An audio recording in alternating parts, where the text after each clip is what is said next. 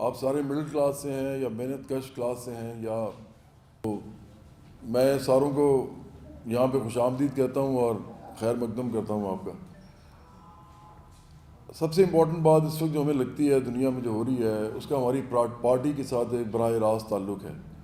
ہماری پارٹی نے آج تک اپنی یہ شناخت یا یہ آئیڈینٹی ظاہر نہیں کی، کیونکہ ہم ہمیشہ کہتے تھے عام لوگوں کی پارٹی، عام لوگوں کی حکومت، ہم عام لوگوں کے نمائندے ہیں، ہم جاگیردار سرمایہ دار مافیاز کے خلاف ہیں۔ لیکن یہ تھوڑی سی مبہم سی بات لگتی تھی، کئی دفعہ لوگوں کو غیر واضح بات لگتی تھی۔ لیکن آج دنیا کے حالات ایسے ہم دیکھ رہے ہیں کہ یہ اناؤنسمنٹ کرنا، آج اعلان کرنا ہم ضروری سمجھتے ہیں۔ اس لیے میں یہاں پہ آپ کے پاس آیا ہوں کہ دنیا میں اس وقت جو ہے ہر طرف جنگیں ہو رہی ہیں، جنگوں کے سائے منڈلا رہے ہیں۔ پاکستان میں ابھی تک اس کے ڈائریکٹ اثرات نہیں پہنچے، لیکن تھوڑا سا ہم نے دیکھا ہے مظاہرہ جب انڈیا اور پاکستان کی جھڑپ ہوئی ہے ریسنٹلی۔ وہ اچھی بات ہے کہ وہ اب بڑھی نہیں آگے، نہیں تو وہ بہت سے اپنے ساتھ مشکلات اور مصائب لے کے آتی لوگوں کے لیے، دونوں ملکوں کے اندر، جو کہ ہم نہیں چاہتے۔ ہم انسانیت کے پیغمبر ہیں تو ہم امن کے پیغمبر بھی ہیں، تو ہم نہیں چاہتے کہیں پہ بھی جنگ ہو۔ لیکن ہم یہ دیکھ رہے ہیں کہ سرمایہ دارانہ نظام جو ہے وہ اپنے بحران کی اس سٹیج پہ پہنچ گیا ہے، اس کا ایسا مرحلہ آ گیا ہے کہ اب وہ کسی کو بھی کچھ بھی دینے سے قاصر ہے۔ بھوک بڑھ رہی ہے، غربت بڑھ رہی ہے، بیماری بڑھ رہی ہے، لوگوں کے پاس علاج کے پیسے نہیں ہیں، اچھی تعلیم دینے کے پیسے نہیں ہیں، لوگوں کے پاس اپنے گھر والوں کو عزت کی زندگی دینے کے پیسے نہیں ہیں، مکان کوئی نہیں خرید سکتا پاکستان میں۔ اچھا بھلا مڈل کلاس کا آدمی عورت بھی مکان خریدنے کے بارے میں خاموش ہے، کیونکہ مکان اتنا مہنگا ہے۔ لوگ اپنے باپ داداؤں کے گھر میں ابھی تک رہ رہے ہیں۔ نئی جنریشن کا پتہ نہیں وہ کیا کرے گی، کیونکہ ان کے ہاتھ میں اب کچھ بھی نہیں ہے۔ 2.5 کروڑ بچہ آپ کا اسکول نہیں جاتا، تو اس کا مطلب ہے کہ آپ کے ادھر کئی کروڑ لوگ ایسے ہیں نوجوان جو کہ وہی 2.5 کروڑ سے پہلے زیادہ بچے نہیں جاتے تھے، تو وہ بھی جوان ہو چکے ہیں۔ تو آپ سوچیں کہ ان پڑھوں کی تعداد کتنی ہے یہاں پہ۔ تو پاکستان کے اندر بھی اور دنیا میں ہم دیکھ رہے ہیں کہ بحران کی کیفیت ہے، اور سرمایہ دارانہ نظام جو ہے وہ اپنی ہچکیاں لے رہا ہے آخری۔ لیکن چونکہ سرمایہ دارانہ نظام جب تک تبدیل نہیں ہوگا تو یہ نئی تباہی کے اور بربادی کے آثار جو ہیں اس کو پیدا بھی کرتا رہتا ہے، ان کے حالات پیدا کرتا رہتا ہے۔ جیسے ہم نے دیکھا پہلی جنگ عظیم، دوسری جنگ عظیم اسی لیے ہوئی کیونکہ دنیا میں وسائل اور قبضے کی لڑائی تھی، وسائل پر قبضے، مواقع پہ قبضے، ذرائع پیداوار پہ قبضے کی لڑائی تھی۔ اب وہ لڑائی ہمیں پھر شروع ہوتی نظر آ رہی ہے بڑے پیمانے پہ، اور ہم شاید تیسری عالمی جنگ کی طرف بھی جا رہے ہیں، کیونکہ جب سرمایہ کا بحران ہوتا ہے تو وہ اسی طرف لے کے جاتا ہے آپ کو۔ تو اس لیے ہم آج اعلان کرتے ہیں ببانگ دہل، ہم نے آج تک کبھی نہیں کیا، ہم شروع سے یہی ہیں، ہماری پہچان بھی یہی ہے۔ برابری پارٹی ایک سوشلسٹ پارٹی ہے، ہم پاکستان میں سب سے بڑی سوشلسٹ پارٹی ہیں۔ ہمارے تمام جو کارکن ہیں، رکن ہیں، وہ پورے پاکستان میں پھیلے ہوئے ہیں۔ ہم پختونخوا میں بھی ہیں، ہم سندھ میں بھی ہیں، ہم بلوچستان میں بھی ہیں، ہم پنجاب میں بھی ہیں، آزاد کشمیر میں بھی ہیں، ہم گلگت بلتستان میں بھی ہیں۔ کوئی ایسی جگہ نہیں ہے جہاں پاکستان میں برابری پارٹی کے لوگ نہ ہوں، کارکن نہ ہوں، ووٹر نہ ہوں۔ لیکن چونکہ میڈیا پہ اسپیس کم ہے اس وقت، 3 پارٹیوں کی لڑائی آپس میں چل رہی ہے، اور سارے اسٹیبلشمنٹ بھی اس کو وہ گھسیٹ کے لے کے آتے ہیں اپنی طرف۔ پہلے ووٹ پالش کرتے ہیں اسٹیبلشمنٹ کے، بعد میں مظلوم بن جاتے ہیں۔ سب پارٹیاں یہی کچھ کر رہی ہیں، بڑے عرصہ ہو گیا ہے پاکستان میں۔ لیکن یہ سب پارٹیاں جن پہ مشتمل ہیں وہ جاگیردار سرمایہ دار مافیاز ہیں، وڈیرے ہیں، سیاسی پیر و مرشد ہیں، یا قبائلی سردار ہیں۔ برابری پارٹی میں ایسا کوئی انسان داخل ہی نہیں ہو سکتا۔ ہماری پوری پارٹی کے اندر کہیں پر بھی ایسا کوئی انسان آپ کو نہیں ملے گا، کیونکہ اس کی ہماری پارٹی کے اندر انٹری منع ہے۔ ہماری پارٹی صرف اور صرف مڈل کلاس اور محنت کشوں کی پارٹی اور غریبوں کی پارٹی ہے۔ تو یہ کھڑی بھی صرف اشرافیہ کے سامنے کھڑی ہوئی ہے، امیر اشرافیہ، دولت مند اشرافیہ۔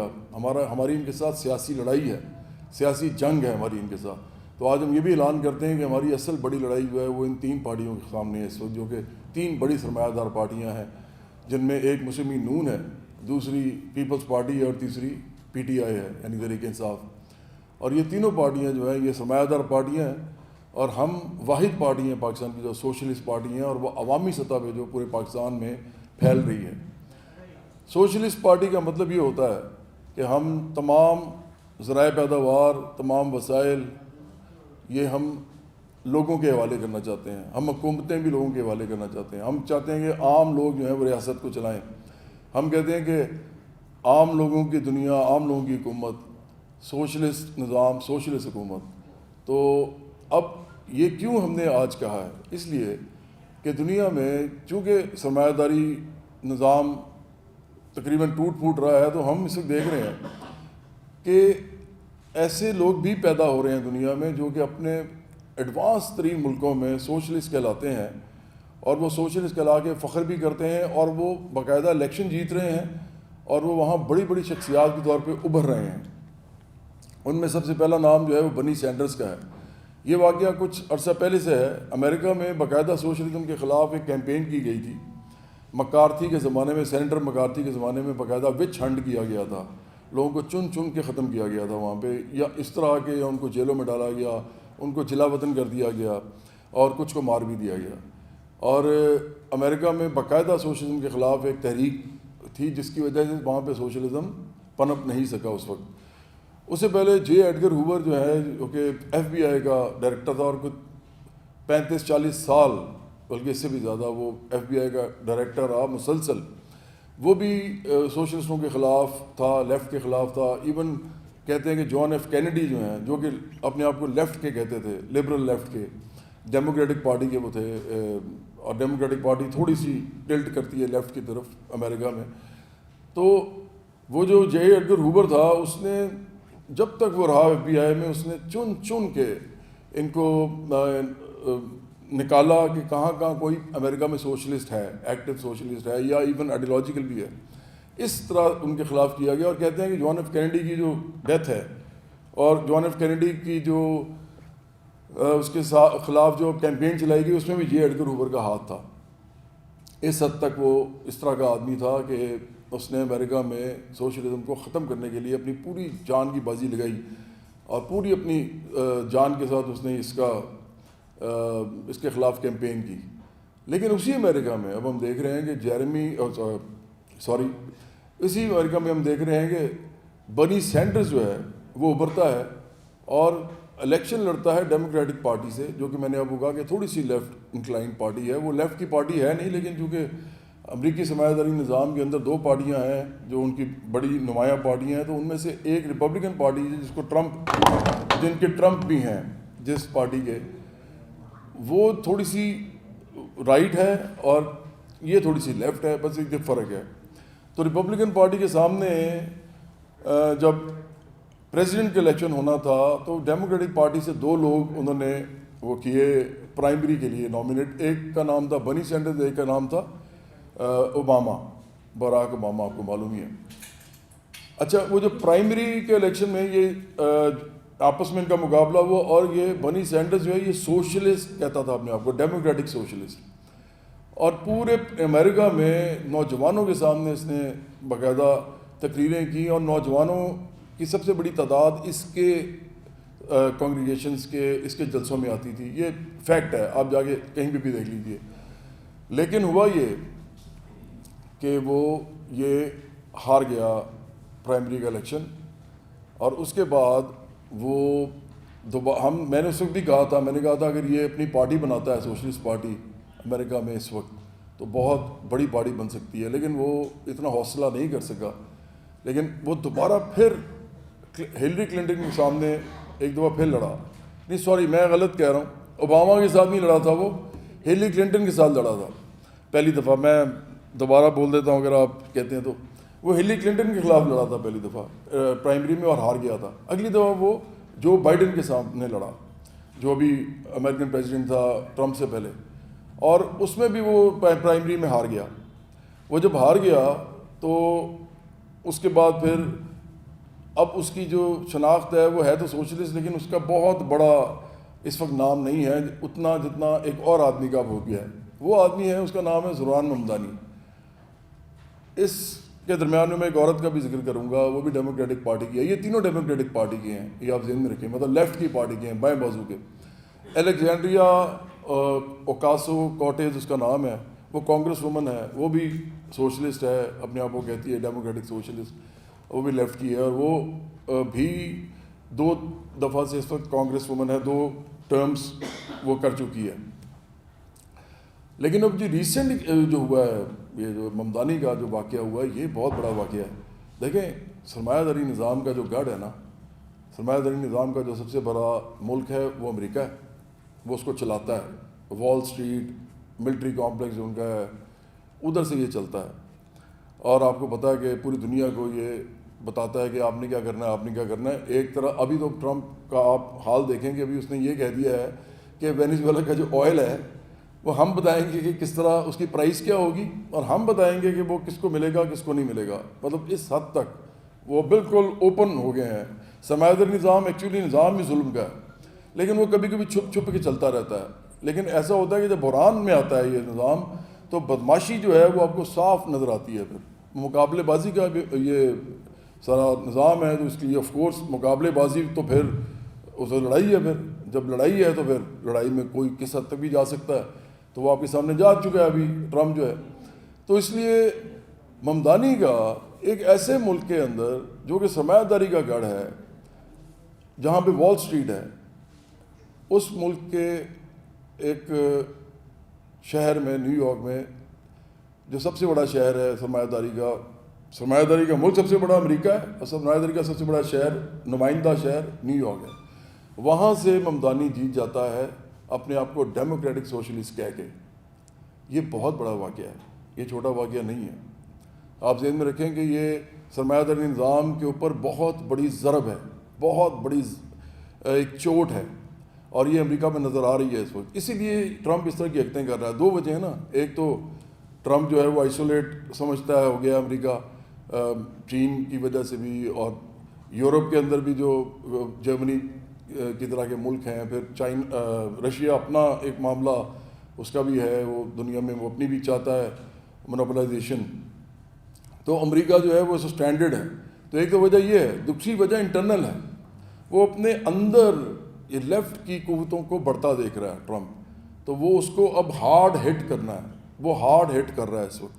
وہ کسی کو بخش نہیں رہا, کیونکہ جب کہتے ہیں نا جب لڑائی اپنی پیک پہ پہنچتی ہے تو پھر کوئی بھی اپنے ہتھیار کسی کو بھی وہ کہتے ہیں نا, کوئی بھی ہتھیار وہ بچا کے نہیں رکھتا, وہ سارے ہتھیار پھینکتا ہے تاکہ لڑائی شدید جب ہو تو ہم اپنے تمام ہتھیار یوز کریں. تو اس میں آئیڈیالوجیکل ہتھیار بھی ہوتے ہیں, اس میں اسپیچز بھی ہوتی ہیں, اس میں لوگ اپنے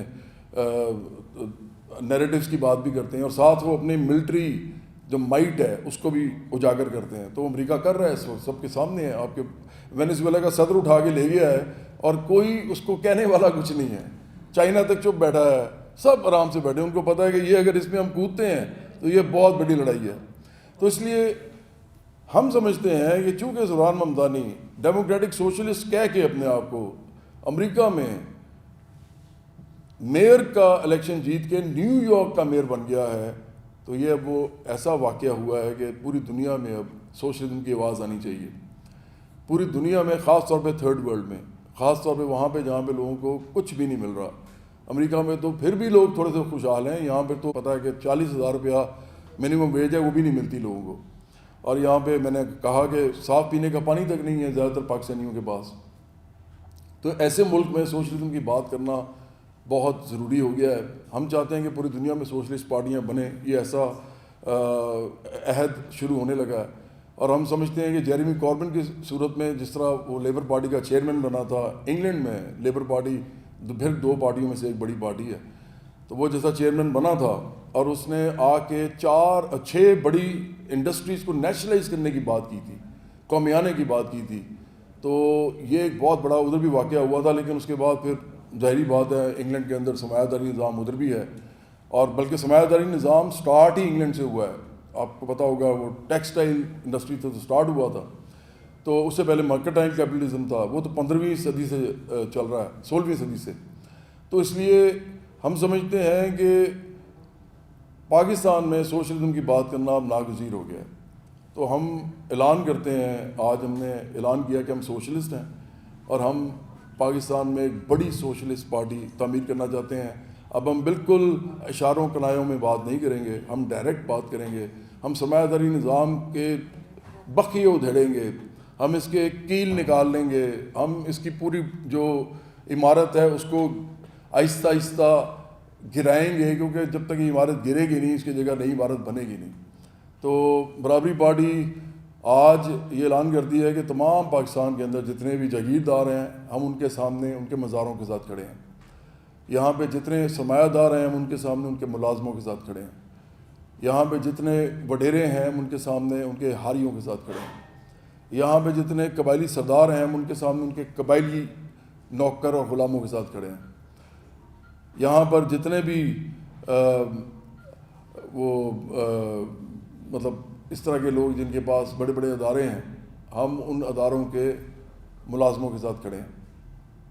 اس ملک کے اندر جہاں جہاں پر بھی سرمایہ دار، جاگیردار، کھرب پتی، سیاستدان ہیں ہم ان کے ساتھ نہیں کھڑے، ہم ان کے ووٹر کے ساتھ کھڑے ہیں، چاہے وہ ان کو ووٹ دے رہے ہیں ابھی، لیکن ہم ان کے ساتھ کھڑے ہیں. تو ہم ایک واضح لکیر کھینچ رہے ہیں امیر اور غریب کے درمیان میں. سوشلزم کا مقصد یہ ہوتا ہے کہ وہ بتائے کہ طبقاتی تفریق ہی دنیا کی اصل کیفیت ہے اور دنیا کی اصل حقیقت ہے، اور اس کے اوپر ہی تمام سیاست بلڈ ہوتی ہے، آپ مانیں یا نہ مانیں. مارکس نے کہا تھا، کارل مارکس نے، کہ یہ پوری دنیا کی جو تاریخ ہے یہ اصل میں طبقاتی جد و جہد کی تاریخ ہے. یہ کسی کو نظر آئے یا نہ آئے لیکن یہ ہے وہی.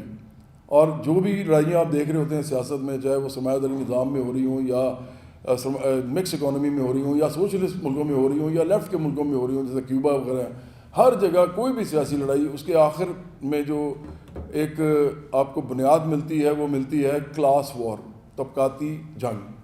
اور یہ ہر وقت جاری ہوتی ہے. جیسے جب بھی کوئی ملازم کہتا ہے کہ مجھے زیادہ پیسے چاہیے اور میں نے کام کم کرنا ہے، اور اس کا مالک کہتا ہے کہ نہیں آپ نے کام زیادہ کرنا ہے اور پیسے میں کم دوں گا، تو یہ جنگ ہے، یہ طبقاتی جنگ ہے. یہ طبقاتی جنگ ہر وقت ہر جگہ ہو رہی ہوتی ہے، سڑکوں پہ، بازاروں میں، اداروں میں، فیکٹریوں میں، کھیتوں کھلیانوں میں، ہر جگہ یہ ہر وقت ہو رہی ہوتی ہے. اور اسی کے اوپر پولیٹکس بلڈ ہو رہی ہوتی ہے. پولیٹکس ایک سپر سٹرکچر ہے، اصل سٹرکچر جو ہے وہ اکنامک سٹرکچر ہوتا ہے، اور اکنامک سٹرکچر پاکستان کا جو ہے وہ سرمایہ داری نظام ہے. تو ہم سمجھتے ہیں کہ یہ تینوں پارٹیاں ان کو جو چلانے والے ہیں، شریف خاندان، بھٹو سرداری خاندان اور عمران خانوں جیسے لوگ جتنے بھی ہیں، یہ کھرب پتی ارب پتی لوگ ہیں. وہ مڈل کلاس اور غریب اور محنت کش کو سمجھ بھی نہیں سکتے کہ وہ زندگی کیسے گزارتے ہیں، اور نہ ہی وہ کبھی لینڈ ریفارمز کریں گے. تین یہ چیزیں کبھی نہیں کریں گے. ہم یہ تینوں چیزیں کریں گے جب حکومت میں آئیں گے. پہلا، ہم یہاں پہ زرعی اصلاحات اور زمینی اصلاحات اربن دونوں کریں گے. یہ جو مکان نہیں ملتا لوگوں کو، یہ مسئلہ ختم ہو جائے گا. تو ہم یہاں پہ لینڈ ریفارمز کریں گے. ان میں سے کوئی نہیں کر سکتا، یہ سوچ بھی نہیں سکتے اس کا، یہ کبھی بھی نہیں سوچ سکتے. یہ تینوں پارٹیاں، مسلم نون، پیپلز پارٹی اور پی ٹی آئی، یہ جتنے مزید جعلی انقلابی بنے ہیں یہ کبھی لینڈ ریفارمز نہیں کریں گے. دوسرے نمبر پہ ہم آئی پی پیز کو، ہم بالکل صاف کہہ رہے ہیں، آئی پی پیز کو ہم نیشنلائز کریں گے. ہم حکومت میں آتے ہی بجلی کا مسئلہ ہی ختم کریں گے. ہم ان کو کمیا لیں گے، ہم ان سے چھین لیں گے آئی پی پیز کے جتنے بھی یہ پاور پلانٹس ہیں. کیونکہ اس ملک کے اندر سب سے بڑا جو کرائسس ہے وہ ہے ہی انرجی کرائسس، اور انرجی کرائسس کی وجہ سے یہاں انڈسٹری نہیں لگ رہی. اسی کی وجہ سے یہاں پہ عام لوگ جو ہیں وہ چھوٹا موٹا بزنس بھی نہیں کر پا رہے. اسی کی وجہ سے یہاں پہ کسی قسم کی انٹرپرینورشپ نہیں ہو رہی. اسی کی وجہ سے یہاں پہ لوگ ایون آئی ٹی کا کام کرنے سے قاصر ہیں، کیونکہ وہ بھی آخرکار انہی چیزوں کے اوپر چلتا ہے. بجلی کم آئے، بند ہو جائے چھوٹے گاؤں میں، چھوٹے دیہات میں، تو آپ کام بھی نہیں کر سکتے کسی قسم کا. تو آپ ایون آن لائن کام نہیں کر پائیں گے اگر یہ سارا کچھ آپ کے انفراسٹرکچر آپ کو پرووائڈ نہیں کیا جاتا. اور سب سے پیچھے اس کے پیچھے سب سے پیچھے اس کے اندر انرجی کرائسس ہے، جس کی وجہ سے سب کچھ ہو رہا ہے. ہم کھربوں روپیہ کھلا چکے ہیں، کھربوں روپیہ ان آئی پی پیز کو، مالکوں کو کھلا چکے ہیں. اور آپ کو پتہ ہے کہ یہ آئی پی پیز جو ہیں ان میں 90% سے زیادہ جو آئی پی پیز پاور پلانٹس ہیں وہ پاکستانیوں کے ہیں. تو افسوس کی بات ہے کہ ان لوگوں نے کس طریقے سے اور یہ ساری پارٹیوں میں موجود ہیں. آپ ذہن میں رکھیں کہ عمران خان جو بھی جعلی انقلابی بن رہا ہے، اس کی جو کابینہ تھی اس کے اندر رزاق داؤد تھے، اور وہ بھی اس کے اندر شامل ہیں. اسی کی کابینہ میں ایک بابر تھے، وہ پورا نام مجھے ان کا بھول گیا ہے، بابر، بہرحال وہ بھی آئی پی پی کے اندر شیئر ہولڈر تھے. تو یہ کہاں سے اس طرح کی چیز کر سکتے ہیں؟ تو ایک تو لینڈ ریفارمز یہ نہیں کر سکتے، کہ تینوں پارٹیاں نہیں کر سکتی. دوسرا یہ آئی پی پی اس کے بارے حوالے سے کوئی فیصلہ نہیں لے سکتے. اور تیسرا یہ پاکستان میں انڈسٹری نہیں لگا سکتے کیونکہ انڈسٹری انہوں نے خود لگانی ہے. جب وہ انڈسٹری لگائیں گے تو وہ پروفٹ کے اوپر لگائیں گے. جب پروفٹ آئے گا تو وہ انڈسٹری لگائیں گے. پروفٹ نہیں آئے گا وہ انڈسٹری بلکہ چلتی بند کر دیں گے. پھر وہ پرائیویٹائز کر دیں گے جیسے پی آئی اے کو پرائیویٹائز کیا ہے. اور یہ کام تو شروع سے ہو رہا ہے. یہ عمران خان کے زمانے میں بھی ہوا ہے, اس سے پہلے لیگی گورنمنٹ میں بھی ہوا ہے, اس کے بعد یوتھ پارٹی کی گورنمنٹ میں بھی ہوا ہے, پھر ابھی بھی ہو رہا ہے. تو یہ تو چل رہا ہے کیونکہ سرمایہ دار پارٹیاں ہیں, انہوں نے یہ کرنا ہی کرنا ہے. پرائیویٹائز بھی کرنا ہے انہوں نے انڈسٹری کو, پاکستان کی جو پہلے سے ہے, جو نیشنل انڈسٹری ہے پہلے سے, اور یہ نیشنلائز تو کر بھی نہیں سکتے, لیکن یہ اپنی انڈسٹری بھی نہیں لگانا چاہتے. پاکستان میں انڈسٹری لگانے کے لیے یہ تیار نہیں ہے کیونکہ یہ جہاں پہ سمجھتے ہیں کہ پروفٹ ملتا ہے یہ وہاں چلے جاتے ہیں. آپ نے دیکھا ہوگا کہ لوگ یہاں سے اپنا کام اٹھا کے کسی اور ملک میں چلے جاتے ہیں کیونکہ وہاں پہ ان کو زیادہ پروفٹ نظر آ رہا ہوتا ہے. ابھی آپ ریئل اسٹیٹ کے لوگوں کو دیکھیں, وہ دبئی میں انویسٹ کر رہے ہیں, یہاں نہیں کر رہے کیونکہ ان کو پتا ہے کہ وہاں ریٹرن آن انویسٹمنٹ زیادہ ہے.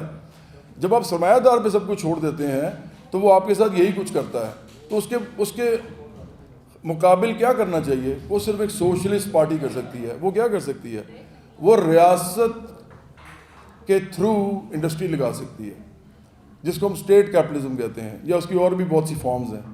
لیکن ریاست کو انڈسٹری لگانی پڑتی ہے. یہ آپ ذہن میں رکھیں, کبھی بھی دنیا میں ایون بڑے بڑے سرمایہ دار ملک جو ہیں, ایڈوانس ملک, ان کے اندر بھی انڈسٹری انہوں نے خود پہلے لگائی ہے, یا لگائی ہے یا فیسیلیٹیٹ کیا ہے. ایوب خان کے زمانے میں ایوب خان تک نے وہ کینیشین اکانومی جو کہتے ہیں نا, یا کینشین لوگ کچھ کہتے ہیں, اس کے جو نظریے کے تحت ایوب خان نے جو انڈسٹری اس زمانے میں لگی تھی اور خاندان بنے تھے بہت سارے, اس کے اندر ایوب خان نے فیسیلیٹیٹ کیا تھا, لگا کے انڈسٹری ان کو دے دی تھی. یہ آپ کو نہیں پتا ہوگا.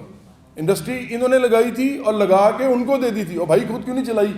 خود چلانی تھی, لیکن چونکہ سرمایہ داری نظام چلانا تھا اس انڈسٹری بنا کے پیسے سے سارا دے دی سرمایہ داروں کو. تو یہ پورا ملک اب سرمایہ داروں کے حوالے ہے. جناح صاحب کے زمانے میں جب یونینسٹ ادھر آئے تو یونینسٹ نے آگے کیا گیا, یہ سارے کے سارے جاگیردار تھے, انہوں نے آگے اپنی اپنی جگیریں سنبھال لیں. اور اسی لیے 1951 میں جو سندھ کی اسمبلی تھی, اس میں سندھ کی اسمبلی میں 90% جاگیردار تھے. 1951 کی بات میں کر رہا ہوں, مطلب 1947 سے 1951 4 سال بنتے ہیں. پاکستان بننے کے 4 سال بعد بھی سندھ کی گورنمنٹ جو تھی وہ اس میں 90% جاگیردار تھے. اور 1953 میں پنجاب کی اسمبلی میں 80% جاگیردار تھے. تو یہ ملک کیسے چلنا تھا؟ اس ملک کے نظام میں کیسے آرمی نے نہیں آنا تھا؟ کیسے اس ملک کے نظام میں اور اداروں نے نہیں گھسنا تھا؟ جب آپ نے سارا نظام ہی جاگیرداروں سرمایہ داروں کے حوالے کیا ہوا ہے اور وہ ملک نہیں چلا رہے کیونکہ ان کو پروفٹ نہیں مل رہا. جب وہ پروفٹ نہیں مل رہا تو وہ ایسی چیز کریں گے ہی نہیں جو ان کے بارے میں نہیں آتی. اور عوام بھاڑ میں جائے, عوام کو ملے نہ ملے ان کو کوئی فرق نہیں پڑتا. تو جب آپ یہ نظام چلائیں گے, ٹوٹا پھوٹا کیپٹلزم چلائیں گے, تیسری دنیا کا بہت ہی بیہودہ قسم کا, فرسودہ قسم کا سرمایہ داری نظام چلائیں گے, جبکہ پاکستان کی ٹوٹل اکانومی جو ہے وہ اس وقت $400 بلین بھی نہیں ہے, اور امریکہ کی اس وقت تقریباً $34,000 بلین ہے. پاکستان کی صرف کتنی ہے؟ $400 بلین, اور امریکہ کی ہے $34,000 بلین. آپ کہاں کھڑے ہیں؟ کہاں بیٹھے ہیں آپ؟ یہ بک بک کرتے ہیں آپ کے ساتھ سارے جو سرمایہ داری پارٹیاں ہیں, پاکستان کو کچھ بھی نہیں دے سکتے. یہ اس نظام کے اندر اگلے 100 سال بھی بیٹھے رہیں گے تو یہاں پہ 50% لوگوں کو بھی خوشحال نہیں کر سکتے. اگلے 100 سال میں کہہ رہا ہوں, کیونکہ یہ دیوار پہ لکھا ہوا ہے. اس وقت تو امریکہ میں غریب آدمی کا برا حال ہے, تو پاکستان میں کیا بنے گا؟ تو اس لیے دیکھیں, ایک بات سمجھ لیں, آپ میرے دوست ہیں, آپ صحافی حضرات ہیں, آپ مڈل کلاس ہیں, آپ ورکنگ کلاس ہیں, آپ غریب ہیں. ہماری پارٹی آئیڈیالوجیکل پارٹی ہے. ہم لینن کو دیکھتے ہیں, ہم کارل مارکس کو دیکھتے ہیں, ہم فریڈرک اینگلس کو دیکھتے ہیں. یہ جنونی ٹائپ لوگ تھے, یہ اپنی بات کہتے کہتے مر گئے. ہم بھی وہی ہیں. ہم میں سے کوئی بوٹ پالشیا نہیں ہے, ہم نے کبھی بوٹ پالش نہیں کیے. میں نے کل کہا تھا ایک اور ڈیجیٹل میڈیا میٹ اپ پہ کہ میں تو اپنے بوٹ پالش نہیں کرتا. میرے گھر والے کہتے رہتے ہیں بوٹ تو صاف کر لیں اپنے, تو میں کسی کے بوٹ کہاں پالش کروں گا؟ تو ہم نے کوئی بوٹ پالش نہیں کرنے. اگر آپ لینن کی ہسٹری پڑھیں تو آپ کو پتہ چلے گا اصل انقلابی کون لوگ ہوتے ہیں. نہ ہمیں کوئی عہدہ چاہیے، نہ ہمیں کوئی طاقت چاہیے، نہ ہمیں پیسہ چاہیے. ہمیں اس ملک کی خوشحالی چاہیے، اور اس ملک کی خوشحالی کا مطلب ہے اس ملک کے لوگوں کی خوشحالی. ملک کچھ نہیں ہوتا لوگوں کے بغیر. ملک صرف پہاڑوں، دریاؤں، صحراؤں اور میدان کا نام نہیں ہوتا. اصل میں ملک جو ہوتا ہے وہ لوگ ہوتے ہیں. تو یہ جو لوگ ہیں ان کا تو برا حال ہے. تو یہ لوگ جو ہیں ان کو گمراہ کیا گیا ہے. آج تک اداروں کی انوالومنٹ تو جو ہوئی ہے وہ اسی لیے ہوئی ہے کیونکہ ہماری پارٹیاں خود بے شرمی کرتی ہیں، ان کے بوٹ پالش کرتی ہیں. سیاست میں بوٹ پالش کر کے آیا جاتا ہے، اقتدار لیا جاتا ہے، اور اس کے بعد مظلوم بن کے لوگوں کو دکھایا جاتا ہے، اور ایک لڑائی ایسی شروع کی جاتی ہے جس کے اندر لوگ کھو جاتے ہیں. وہ اپنے اصل حقوق کے لیے لڑتے نہیں ہیں، وہ ان لوگوں کے لیے آپس میں لڑتے ہیں. سرمایہ داری پارٹیوں کے لیے آپس میں لڑتے ہیں. ابھی آپ دیکھ لیجئے سوشل میڈیا پہ ایک عام غریب لڑکا لڑکی، اس کو پتہ ہی نہیں ہے کسی چیز کا، نہ اکانومی کا پتہ ہے اس کو، نہ اس کو کسی اور چیز کا پتہ ہے. وہ نیریٹو جو پھیلا رہے ہیں کھربوں روپیہ لگا کے، اربوں روپیہ لگا کے، بڑی بڑی پارٹیاں ان کے پیچھے سرمایہ دار بیٹھے ہوئے ہیں، باہر ایکسپیکٹڈ بیٹھے ہوئے ہیں. یہ شہباز گل جیسے لوگ، اور یہ جو ارسلان خالد اور اظہر مشوانی اور یہ جبران الیاس اور اس طرح کے سارے، اور اس طرح کے میزونری کے بھی بہت سے لوگ ہیں، پیپلز پارٹی کے بھی ہیں، یہ اپنے عیاشیاں کر رہے ہیں وہاں بیٹھ کے. یہ عادل راجہ وغیرہ، یہ جو جتنے بھی لوگ ہیں، یہ یہاں پہ فساد پھیلا رہے ہیں، انتشار پھیلا رہے ہیں.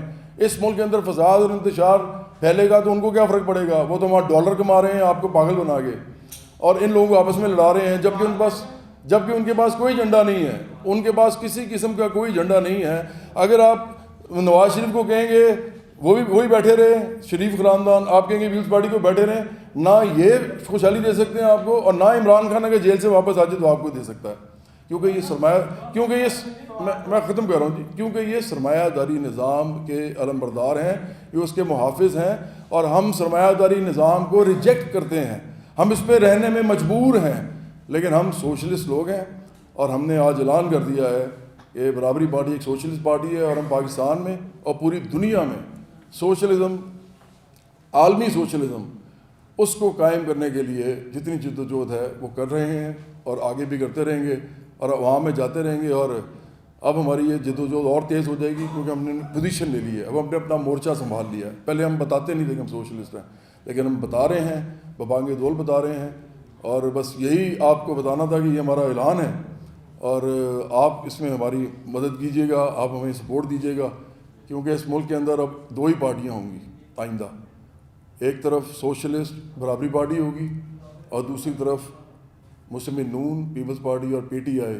یہ تینوں ایک سرمایہ دار پارٹی ہوگی جس کے تین دھڑے ہیں، اور جو ایک ہی ہیں اصل میں، لیکن یہ آپس میں لوگوں کو لڑا رہے ہیں اپنے ناموں پہ، جبکہ خود یہ کھرب پتی ارب پتی لوگ ہیں، اور ان کا عام لوگوں سے کوئی تعلق نہیں ہے. بہت شکریہ. آپ نے بات کی کہ اس ملک کے سرمایہ کو اس کی محنت کا معاوضہ کم از کم کس لیول پہ ملے گا، اور جو مل اونر ہے، جو کسان ہے، اس کو اس کی محنت کا معاوضہ کس معاملے میں ملے گا تاکہ یہ لڑائی نہ ہو.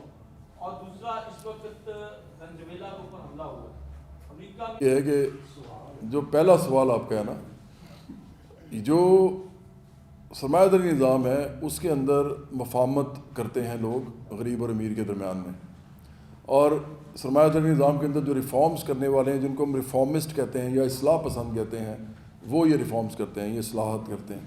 سوشلسٹ ان پہ بلیو نہیں کرتے.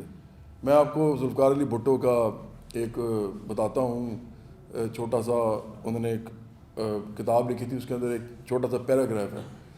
کتاب انہوں نے لکھی تھی جب وہ جیل کی کال کوٹری میں تھے، اور وہ ان کو پھانسی دی جانے والی تھی، اور انہوں نے ایک کتاب اسمگل کی تھی. کہتے ہیں کہ وہ پتہ نہیں کس چیز پہ جو بھی ان کو ملتا تھا اس پہ لکھ کے بھیج دیتے تھے باہر. اس کا نام تھا اف آئی ایم اسیسینیٹڈ، اگر مجھے قتل کر دیا گیا. اس کے اندر ایک وہ پیراگراف میں کہتے ہیں، جو آپ نے بات کی ہے اس کے بارے میں کہتے ہیں کہ میری سب سے بڑی غلطی یہ تھی کہ میں نے غریب اور امیر کے درمیان میں مصالحت کرانے کی کوشش کی، جبکہ تاریخ کا فیصلہ یہ ہے کہ آپ کو آخرکار ایک ہی طبقے کے ساتھ کھڑے ہونا ہوتا ہے. یہ میں نے نہیں کہا، یہ ذوالفقار علی بھٹو نے کہا، اور وہ اس میں سے نکلے تھے، ان میں سے گزر کے باہر نکلے تھے. تو یہ تاریخی سبق ہے. پوری دنیا میں انقلابات کی تاریخ میں آدھا انقلاب کرنے والا ہمیشہ جو ہے نا اس کو قبر نصیب ہوتی ہے، اور وہ بھی بڑی بری والی. وہ کہتے ہیں one who brings half a revolution digs his own grave. یہ بہت بڑی سینگ ہے. تو ایسا ہو نہیں سکتا. ہم سمجھتے ہیں کہ لڑائی جو ہے آخر کار انسانوں کی وہ امیر اور غریب کی ہی ہے. میں نے آپ کو کہا کہ ہر لڑائی کے پیچھے آخر کار یہی معاملہ نکلے گا. گھروں کی لڑائیوں میں بھی آخر کار آپ دیکھیں گے تو پیسوں کا معاملہ ہوتا ہے. بھائیوں کی لڑائی میں آخر میں پیسوں کا معاملہ ہوتا ہے. مالک ملازم کی لڑائی میں پیسوں کا معاملہ ہوتا ہے. ہر جگہ پیسہ ہی آخر کار اس کی وجہ ہوتا ہے یا بنیاد ہوتا ہے. تو یہ آپ بھول جائیں کہ یہ مفاہمت ہو سکتی ہے، مفاہمت نہیں ہو سکتی. اس دنیا کو اگر چینج کرنا ہے تو غریب آدمی کو متحد ہو کے 95% غریب آدمی کو اور مڈل کلاس کو متحد ہو کے 5% کے خلاف اسٹرگل کرنی پڑے گی. اور پھر وہ 5% اور یہ 95% مل کے اکٹھے رہیں گے اور پھر خوشی سے رہیں گے. لیکن نظام سوشلزم ہوگا، کیپٹلزم نہیں ہوگا. اور دوسرا آپ نے جو سوال کیا ہے، دیکھیں آپ نے کہا کہ ہم احتجاج کریں اور سارا کچھ کریں. اس ملک کے اندر تو کسی کو، لڑکے لڑکیوں کو، عورتوں مردوں کو سوشلزم کا مطلب ہی نہیں پتہ.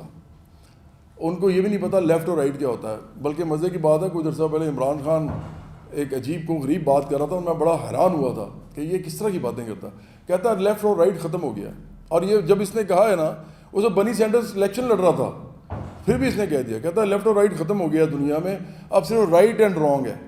اب اس سے زیادہ بے سر و پا گفتگو ہو سکتی ہے؟ رائٹ اینڈ رانگ ہمیشہ ریلیٹیو ہوتا ہے. یہ ایک ایسی چیز ہے جو کہ کسی کا رائٹ کسی کا رانگ ہوتا ہے اور کسی کا رانگ کسی کا رائٹ ہوتا ہے. کوئی بندہ ایسا نہیں دنیا میں جو ہر ساری چیزوں پہ متفق ہو کہ یہ رائٹ ہے اور یہ رانگ ہے. ملکوں کے اندر بھی رائٹ رانگ فرق ہوتے ہیں، گروہوں کے درمیان بھی رائٹ رانگ فرق ہوتے ہیں، سیاست میں بھی رائٹ رانگ فرق ہوتے ہیں. تو رائٹ اینڈ رانگ کی کوئی سیاست نہیں ہوتی. سیاست ہمیشہ لیفٹ رائٹ کی ہوتی ہے. سیاست کا مطلب یہ ہوتا ہے کہ عام آدمی کو آپ نے کچھ دینا ہے، جو اس کی ضروریات ہیں، جو اس کی سہولیات ہیں، جو اس کے حقوق ہیں، جو اس کی آزادیاں ہیں، وہ آپ نے اس کو دینی ہیں. اگر آپ نہیں دے سکتے، میں جی ایک ختم کر دوں پھر آپ کے لیے. تو ہم نہیں سمجھتے کہ اس ملک میں احتجاج وغیرہ کا کوئی فائدہ ہے. پہلے طبقاتی شعور دینا ہے. طبقاتی شعور دینے کا طریقہ ایک یہ ہے کہ چھوٹے موٹے احتجاج کر لیجیے، وہ ہم کرتے رہتے ہیں. لیکن کوئی بڑا احتجاج کرنا وہ اس وقت تک ہو نہیں سکتا جب تک شعور نہ آئے. یہاں پہ لوگوں کو کلاس کا پتہ نہ چلے، طبقات کا پتہ نہ چلے، ان کو پتہ نہ چلے سوشلزم کیا ہوتا ہے، ان کو پتہ نہ چلے بائیں بازو کیا ہوتا ہے. اس کو باقاعدہ ختم کیا گیا ہے. ہم اس کو دوبارہ سے اجاگر کرنا چاہتے ہیں. تو ہمارا پہلا جو کام ہے وہ تعلیم اور شعور ہے. اور ہم فساد نہیں چاہتے، ہم وائلنس نہیں چاہتے، ہم اس ملک میں امن چاہتے ہیں. ہم اپنی سٹرگل جو ہے وہ تعلیم اور شعور دینے سے ہی سٹارٹ کریں گے اور آخر میں اینڈ بھی اسی پہ کریں گے. ووٹ بھی ہمیں اگر ملے گا تو ہمارا نعرہ میں آپ کو بتا دیتا ہوں. ہم یہ کہتے ہیں کہ اچھا میں نعرہ تھوڑی دیر کے بعد بتاتا ہوں، مجھے اس کے لفظ تھوڑے سے آگے پیچھے ہو گئے ہیں. لیکن اس کا مطلب یہ ہے کہ ووٹ کے ذریعے اور امن کے تھرو ہم نے یہ جو بھی کرنا ہے سو کرنا ہے. تو میں ابھی آپ کو بتا دوں گا. جناب آپ، ہاں جی، کہ جو آخری آپ نے بہت ہی مطلب زبردست سوال پوچھا ہے، کیونکہ یہ اس کے پیچھے پورا تاریخی پس منظر ہے. میں ساری پہ تو نہیں جاؤں گا لیکن چھوٹی سی بات کروں گا. دیکھیں ہمارے ملک کے اندر میں نے بھی بتایا کہ ادارے کب انوالو ہوئے. فوج یہ 1954 سے ہی سٹارٹ ہو گیا تھا. 56 میں تو باقاعدہ قرارداد مقاصد آنے کے بعد یہ آپ سمجھیں کہ ملٹری سیکرٹری جو ہے وہ بڑا ہوتا تھا تمام بیوروکریسی سے، جو سول بیوروکریسی تھی. اور یہ سب کو پتہ ہے وہ اس وقت سے سٹارٹ ہو گیا تھا. اور ایوب خان تو اس کے بعد میں آیا نا. یہ تو اس وقت سے سٹارٹ ہے. اور اس کی جو سب سے بڑی وجہ تھی وہ یہی تھی کہ جناح صاحب اپنے ساتھ جو لوگ لے کے آئے تھے، جناح صاحب بڑے زبردست آدمی تھے، لیکن ان کو پتہ تھا. انہوں نے کہا تھا میری جیب میں کھوٹے سکے ہیں، انہوں نے کہا تھا میری جیب میں کھوٹے سکے ہیں. اور لیکن چونکہ جلدی وہ فوت ہو گئے اور کچھ ہو نہیں سکا، انہوں نے کچھ چیزیں کرنے کی کوشش کی، نہیں ہوئی. لیکن اور یہ بھی ایک سوال ہے کہ وہ فوت ہو گئے اور کیا ہوا ان کے ساتھ، یہ ایک علیحدہ تاریخی سوال ہے. لیکن اس کے بعد ایک بات ہمیں پکا پتہ ہے کہ جتنی بھی پارٹیاں آئی ہیں پاکستان کے اندر وہ ساری کی ساری بوٹ پالس سے بنی ہیں. اب اگر آپ کی سیاسی پارٹیوں کا کردار یہ ہے، ان کا کریکٹر یہ ہے کہ وہ بوٹ پالش کر کے اقتدار میں آتے ہیں، کیونکہ انہوں نے وزیر اعظم بننا ہوتا ہے، انہوں نے پیسہ کمانا ہوتا ہے، انہوں نے شہرت کمانی ہوتی ہے، انہوں نے پاور اکٹھی کرنی ہوتی ہے، عہدے لینے ہوتے ہیں. تو پھر آپ جس ادارے کی آپ بات کر رہے ہیں اس کو آپ آدھا الزام ہی دے سکتے ہیں نا. آدھا الزام پہلا الزام تو ان کے اوپر ہے کیونکہ سیاست وہ نہیں کر رہے, وہ سیاسی پارٹی نہیں ہے, سیاسی پارٹیاں یہ ہیں, لیکن یہ سارا کچھ کر رہی ہیں. ہم تو وہ نہیں کرتے, ہم عوام میں جائیں گے. اسی لیے کوئی نکلتا نہیں ہے ان کے لیے, کبھی کوئی نہیں نکلا. عمران خان کے لیے بھی کوئی نہیں نکلا. یہ جو نکلتے ہیں نا جب, تو وہ وینیزویلا کی طرح نکلتے ہیں. جب وہ ہیگو چاویز کو اندر کیا, لاکھوں لوگ سڑکوں پہ نکل آئے اور اس کو جیل سے نکال کے انہوں نے دوبارہ میڈیا پہ بٹھا دیا. اس نے کہا کہ میں صدر ہوں دوبارہ. تو یہ والی جو عوام کے ساتھ آپ کی ایک جڑت ہوتی ہے, ووٹ کی حد تک نہیں ہوتی, پھر وہ ان کے شعور تک آپ پہنچے ہوتے ہیں اور آپ طبقاتی شعور کے اوپر پہنچے ہوتے ہیں. وینیزویلا نے کیا کیا تھا, انہوں نے نیشنلائز کر لی تھی ساری امریکن انڈسٹری جتنی بھی تھی. انہوں نے جتنا بھی آئل کا وہ تھا جو امریکن قبضہ تھا, انہوں نے اس پہ نیشنلائز کر لیا تھا اور انہوں نے کہا تھا ہم یہی پیسہ جو ہے اپنے ملک میں لوگوں پہ لگائیں گے. اس لیے لوگ اس طرح کھڑے ہو گئے. انہوں نے کیا کیا ان میں سے کسی نے, یہ تو سارے کھاتے ہیں, پیسے کھاتے ہیں اور اپنے کام کرتے ہیں. تو اس لیے جو آپ نے بات کی ہے یہ بڑی امپورٹنٹ ہے کہ اگر اس ملک میں اداراتی ریفارمز ہونے ہیں, اگر اداروں کو آپ نے ٹھیک کرنا ہے, اس کے لیے ایک بہت بڑی عوامی قوت چاہیے جس کی ٹرانسلیشن سیاسی ہو, سیاسی قوت ہو وہ, اور وہ سیاسی قوت اتنی بڑی ہو کہ کوئی ادارہ اس کے سامنے کھڑا نہ ہو سکے. اور اس کے لیے آپ کو جڑت چاہیے ہوتی ہے شعوری طور پہ لوگوں کے ساتھ. آپ کو لوگوں کو لیڈرشپ بھی دینی پڑتی ہے, آپ کو لوگوں کو بتانا پڑتا ہے کہ یہ پارٹی آپ کی ہے اور آپ اس کے سٹیک ہولڈر ہیں. یہ نہیں ہے کہ آپ ووٹر ہیں صرف, یا کارکن ہیں, یا نعرے مارتے ہیں, یا بینر لگاتے ہیں, بلکہ آپ میں سے ہی بتدریج ایک پروگرام کے تحت آپ کے درجات ہیں, آپ کیسے اوپر لیڈرشپ کے اندر آتے ہیں. کمیونسٹ پارٹی اور چائنا میں بھی ایسے ہوتا ہے. لوگ عام سا آدمی جوائن کرتا ہے اور اس کی محنت کے اوپر ہوتا ہے, اس کی علم پہ ہوتا ہے, اس کی دلیری پہ ہوتا ہے, اس کی منظم کرنے کی قوت پہ ہوتا ہے کہ وہ کمیونسٹ پارٹی آف انڈیا میں آف چائنا میں وہ اوپر چلتا جاتا ہے, عام آدمی ہوتا ہے وہ. اسی طرح کی کوئی پارٹی پاکستان میں ہے نہیں. یہ سارے خود سب سے بڑے وہ لیڈر ہوتے ہیں شروع سے. میں تو الیکشن نہیں لڑ رہا, اسی لیے ہم تو انقلابی لوگ ہیں. میں تو الیکشن اس لیے نہیں لڑ رہا کہ مجھے ضرورت نہیں ہے, مجھے کوئی لالچ ہے ہی نہیں کسی چیز کا. میں نے لالچ, کیونکہ لینن کو بھی لالچ نہیں تھا. میرے آئیڈیلز آپ دیکھیں نا, میں تو انبیاء علیہ السلام کو دیکھتا ہوں, ان کے اندر کوئی لالچ نہیں تھا. اس کے بعد انقلابیوں کے اندر کوئی لالچ نہیں تھا. تو جب لالچ ہی نہیں ہے تو مجھے کیا ضرورت ہے کسی چیز کی. جو لوگ ہیں عام لوگ, انہوں نے لیڈ کرنا ہے پاکستان کو. تو جو ادارہ ہے نا, یہ ریفارمز نہیں ہو سکتے, یہ نہیں کر سکتے, یہ صرف ہم کر سکتے ہیں.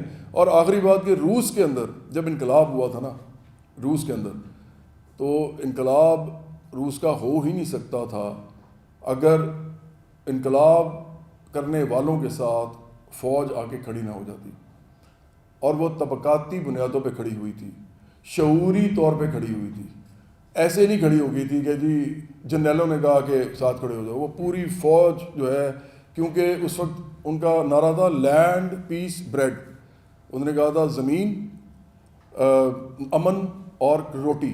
روٹی کا اتنا بڑا مسئلہ تھا. جنگ عظیم ہو رہی تھی, پہلی جنگ عظیم, اس کے اندر لڑائی پڑی ہوئی تھی. ان کے سارا پیزنٹری جو تھی, ان کی جو مطلب کسان تھے, کھیت مزدور تھے, وہ سارے کے سارے فوج میں گئے ہوئے تھے, لڑ رہے تھے, مر رہے تھے. تو اس وجہ سے انہوں نے یہ نعرہ دیا اور فوج کو سمجھ آئی کہ نہیں, یہی وہ لوگ ہیں جو اس ملک کی قسمت بدلیں گے, کیونکہ یہ عام لوگوں کی بات کر رہے ہیں. تو جب فوج نے یہ دیکھا, تو جب بولشوک پارٹی نے انسرکشن کی, انقلابی جدوجہد اسٹارٹ کی, لینن اور ٹروٹسکی نے جب کی, تو اس کے بعد فوج ان کے ساتھ آگے کھڑی ہو گئی اور ورکر کھڑا ہو گیا جتنا بھی پرولٹیریٹ تھا. اس کے بعد انقلاب ہوا. تو یہ تاریخ کا سبق ہے. تاریخ میں آپ کبھی بھی اداروں کو گالیاں نکال کے سیاسی مقصد حاصل نہیں کر سکتے, کیونکہ اداروں کے پاس اپنی آئینی قوت بھی ہوتی ہے اور ان کے پاس افرادی قوت کے علاوہ کئی ایسے ادارے بھی ہوتے ہیں جن کے پاس ملٹری قوت بھی ہوتی ہے. تو آپ کیا کریں گے, آپ ان کے ساتھ ان کو گالیاں نکال کے کیا کریں گے؟ آپ کو چاہیے ان کے ریفارمز کے لیے جو آپ نے کرنے ہیں ان کے لیے, نہ تو ان کے بوٹ پالش کریں, پہلا مرحلہ, اور دوسرا مرحلہ یہ کہ آپ عوام میں جائیں اور عوام کو شعوری طور پہ تیار کریں کہ انقلاب کس طرح کا آئے گا, جس میں آپ کا سٹیک کیا ہوگا. اس کے بعد فوج بھی آپ کے ساتھ کھڑی ہوگی, تمام ادارے آپ کے ساتھ کھڑے ہوں گے, کیونکہ طبقاتی سوال کھڑا ہو جائے گا. اگر اس ملک کے اندر ایک طبقاتی سوال کھڑا ہوتا ہے امیر غریب کا, یہاں پہ کلاس کوشچن کھڑا ہوتا ہے, اس کے بعد یہ ملک بدلے گا. ادروائز میں نے آپ کو کہا کہ 100 سال بھی لگے رہیں گے سرمایہ داری نظام کے اندر, تو آپ 50% پاکستانیوں کو بھی خوشحال نہیں کر سکتے. آپ نے کہا جتنی بھی پارٹیاں اب تک جو ہے اقتدار میں بوٹ پالش کرتی ہیں, آپ بوٹ پالش کیے بغیر آپ کی پارٹی کیسے اقتدار میں ہے؟ ابھی تو سارا بولا ہے یار, کام کیسے کریں گے, ابھی کرنے کو کیسے آگے لگے ابھی تو بولا ہے سارا یار، تو ٹوٹل بول دیا ہے. آپ اس کو سن لیجیے گا، پھر دوبارہ سن لیجیے گا.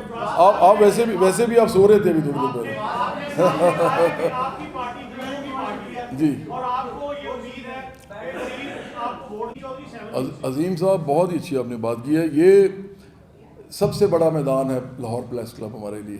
آپ کہہ رہے ہیں نا میدان میں آئے، یہی ہمارا میدان ہے. ہم نے سب سے پہلے میڈیا کے تھرو لوگوں تک جانا ہے. یہ کروڑوں کا ملک ہے، اس کے اندر میں سڑک پہ کھڑا ہو جاؤں گا تو اس کی خبر کسی کو پتہ نہیں چلے گی. میں سڑک پہ ایک ہی جگہ کھڑا ہوں گا. تو میڈیا جب سے ٹیلی ویژن آیا ہے، جب سے اس کے بعد کیبل، اس کے بعد سارا کچھ جو بھی آپ دیکھ رہے ہیں، میڈیا کے تھرو ہی آپ کو لوگوں تک بات پہنچانی پڑتی ہے. تو وہ تو میں میدان میں تو ہم ہر وقت ہوتے ہیں. ہماری پارٹی ہمارے اپنے پیسوں سے چلتی ہے، ہم قربانیاں دیتے ہیں اس کے لیے. کوئی اس ملک میں اپنے پیسوں سے پارٹی نہیں چلاتا، کوئی بھی نہیں چلاتا. ان کے پیچھے انویسٹر ہوتے ہیں. ہم تو انویسٹروں کے خلاف ہیں، تو ہم انویسٹر سے پیسے کیسے لیں گے؟ تو اس لیے دیکھیں یہ جو پارٹی ہے، کبھی آپ ہمارے ساتھ آئیں، آ کے بات کریں، آپ کو پتہ چلے گا کہ ہم کتنی قربانیوں سے یہ پارٹی بنا رہے ہیں. اور میدان میں انشاءاللہ آئیں گے، آپ ہمارے ساتھ کھڑے ہوئیے. ہمارا طبقہ ایک ہے، ہم سب ایک ہی طبقے سے ہیں. ادھر کوئی بھی آپ کے چینل کا سرمایہ دار مالک اس میں موجود نہیں ہے، ہم ہی ہیں سارے. بہت شکریہ. ہاں جی، پاکستان برابری پارٹی وہ ایک علیحدہ پارٹی تھی، تو اس کو ڈیلسٹ کیا تھا ہم نے. تو الیکشن لڑا ہے، ہمارے 35 لوگ الیکشن لڑے ہیں. ہمارے پارٹی کا نام ہے برابری پارٹی پاکستان. تو ہم ڈیلسٹ نہیں ہوئے تھے. ہاں جی. نظام کی اتنا طاقتور ہے کہ لیسکو نے آپ کے خلاف جو ہے جھوٹ کا مقدمہ جو ہے وہ درج کر دیا تھا. کیسے آپ اپنی پارٹی کو چلائیں گے؟ لوگوں کی برابری کی بات کیسے کریں گے؟ بس آپ کے ساتھ مل کے کریں گے انشاءاللہ. آپ ہمارے ساتھ ملیں گے تو ہم یہ کر لیں گے. اور جو مقدمہ ہوا تھا ان کی بھی منہ کی کھانی پڑی. میں تو ان کو کہتا ہوتا ہوں، لیسکو کو دوبارہ کہہ رہا ہوں کہ دوبارہ ہوگے دوبارہ یہ کروں گا تمہارے ساتھ. میٹر بھی چھین لوں گا اور جو تمہارے ساتھ ہوا تھا پھر وہی کروں گا. کیونکہ یہ کسی بھی پاکستانی کا آ کے بغیر بتائے فضول میں اتار کے میٹر لے کے نہیں جا سکتے. کیونکہ اگر وہ لے کے جاتے ہیں تو وہ ٹیمپر کر سکتے ہیں. آپ کیا کریں گے بعد میں؟ وہ کہتے ہیں کہ جی ہم یہ آپ کا خراب تھا. اگر میں ان سے میٹر نہ چھینا ہوتا تو میں اپنی جو وہ بے گناہی ہے وہ بھی اس کا ثبوت نہ دے سکتا. وہ میں نے جب ان کو دیا ہے تو ختم ہوگی بات. اور عدالت سے، پولیس سے اور لیسکو سے، تینوں سے ان کو یہ ریلیف ختم، مقدمہ ہوا، خارج ہوا. اور یہ لوگ جو ہیں انہوں نے معافی مانگی ہے میرے سے، لیسکو کے لوگوں نے. اور میں نے ان لوگوں کو معاف کیا ہے کیونکہ وہ لوگ، ان کی نوکریوں کے پیچھے میں نہیں ہوں. ان کے بڑے لوگوں نے مجھے کہا کہ ان کو چھوڑ دیں. تو میں نے پھر معاہدہ یہ جب کیا ہے اس میں لکھا صرف یہ ہے کہ میں ان کے خلاف کوئی قانونی کارروائی نہیں کروں گا. اور یہ بھی انہوں نے خود لکھا ہے کہ یہ جو سازش ہوئی ہے یہ جواد احمد کے خلاف ہوئی ہے. اچھا، آپ نے دادا جلدی اصلاح کی بات کی ہے. کل جی آئی ایس پی آر نے جو پریس کانفرنس انہوں نے اے ایس پی کی لازوال قربانیوں کا ذکر کیا. بڈی صاحب آپ نے نا آج انہوں نے اے ایس پی کی لازوال قربانیوں کا ذکر کیا. جی، مطلب یہ پہلی مرتبہ ہم نے دیکھا کہ ادارے کے ایک ریپرزینٹیو نے انہوں نے اس کا ناطے اعتراف کیا، ان کو صلاح دی. ورنہ ماضی میں اسی قوم کے سامنے اے ایس پی کے لوگوں کو غدار تک ڈکلیئر کیا جاتا رہا. ہاں جی. تو یہ جو اس لیول پہ ادارے کے اندر ایک اصلاح آئی ہے، اصلاح کا پہلا وہ آیا کہ انہوں نے جو قربانیاں دے رہے ہیں وطن کے لیے، چاہے اے ایس پی کے لوگ ہوں، چاہے پیپلز پارٹی کے باقی لوگ ہوں، اور جو وطن کے خلاف غداری کر رہے ہیں، تو آپ یہ تو ایک پازیٹیو سائن آ گیا ہے. بالکل ہے، بالکل ہے، بالکل ہے. ان کو بھی پریشر پڑا ہے نا جی، ان کو بھی پریشر پڑا ہے. اور یہ پی ڈی اے کا پریشر نہیں ہے صرف، یہ ایک سیاسی پریشر ہے. ڈیفینیٹلی نکلے گی. جتنا ادارے اپنی بیک فٹ پہ جائیں گے اور اپنے آئینی کردار کی طرف جائیں گے تو سیاسی سپیس بڑھے گی. سیاسی سپیس اس وقت کم ہوتی ہے جب ادارے تجاوز کرتے ہیں اپنی حدود سے. جب ادارے اپنی حدود میں واپس جاتے ہیں سیاست خود بخود پنپتی ہے. بہت شکریہ، تھینک یو.